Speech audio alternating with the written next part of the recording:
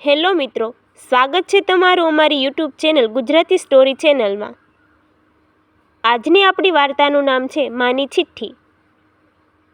ગામના અંતે એક નાનું મકાન હતું, જ્યાં સુરેશ અને તેની માં કાંતાબેન રહેતા હતા। સુરેશ શહેરમાં નોકરી કરતો, પરંતુ દર મહિને 1-2 વખત ગામમાં આવતો।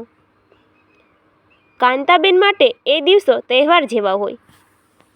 એ પહેલા જ દિવસે લાપસી અને થેપલા બનાવી રાખતી। એક દિવસ સુરેશને શહેરમાં મોટી કંપનીમાં સારી પોસ્ટ મળી ગઈ। પગાર પણ બમણો થયો। આનંદ સાથે ગામમાં આવ્યો અને માને કહ્યું, માં, હવે હું બહુ વ્યસ્ત રહીશ, કદાચ આવવાનું ઓછું થશે। કાંતાબેન હસીને બોલી, બેટા, તારી ખુશી જ મારી ખુશી છે। સમય પસાર થતો ગયો। સુરેશની મુલાકાતો ઓછી થતી ગઈ। ફોન પણ ક્યારેક ક્યારેક જ કરતો। કાંતાબેન દર સાંજે દરવાજા પાસે બેઠી રહેતી, જાણે આજે તો સુરેશ આવશે।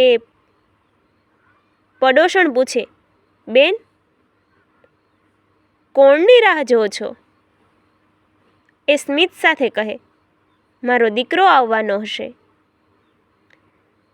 એક દિવસ કાંતાબેનને તબિયત ખરાબ લાગી, છતાં એણે સુરેશને કહ્યું નહીં। એને લાગ્યું, બેટો વ્યસ્ત હશે। થોડા દિવસ પછી ગામના સરપંચે સુરેશને ફોન કર્યો, તારી માં હોસ્પિટલમાં છે। સુરેશ હડબડાટમાં ગામમાં પહોંચ્યો। હોસ્પિટલના બેડ પર કાંતાબેન નબળી પડી હતી, પણ સુરેશને જોઈને આંખોમાં ચમક આવી। સુરેશના હાથ પકડીને એ ધીમે બોલી, બેટા, તું આવ્યો? હવે મને ચિંતા નથી।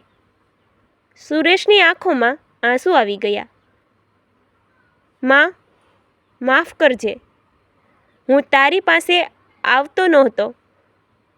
કાંતાબેન સ્મિત કરીને તકલિયા નીચેનામાંથી એક ચિઠ્ઠી કાઢી। આ તારા માટે લખી હતી, એ બોલી। સુરેશે ચિઠ્ઠી ખોલી। તેમાં લખેલું, બેટા, તું જ્યાં રહે ત્યાં ખુશ રહેજે। જો હું ક્યારે તને મળવા વગર જ જાઉં તો દુઃખ ન કરતો। તારી દરેક સફળતા મારી પ્રાર્થનાનો જવાબ છે। સુરેશના હાથ કંપી ગયા। એને સમજાયું કે માતાનો પ્રેમ કેટલો નિસ્વાર્થ હોય છે। એને માની આંગળીઓ મજબૂતીથી પકડી લીધી। માં, હવે હું તને એકલો નહીં છોડું, એ રડતા રડતા બોલ્યો।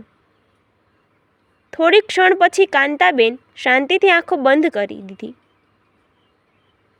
સુરેશના જીવનમાં એ સૌથી મોટો ખાલીપો હતો। ગામનું નાનું મકાન, દરવાજા પાસેની ખુરશી, બધું માની યાદોથી ભરાઈ ગયું। તે દિવસથી સુરેશે નક્કી કર્યું કે પોતાની વ્યવસ્થા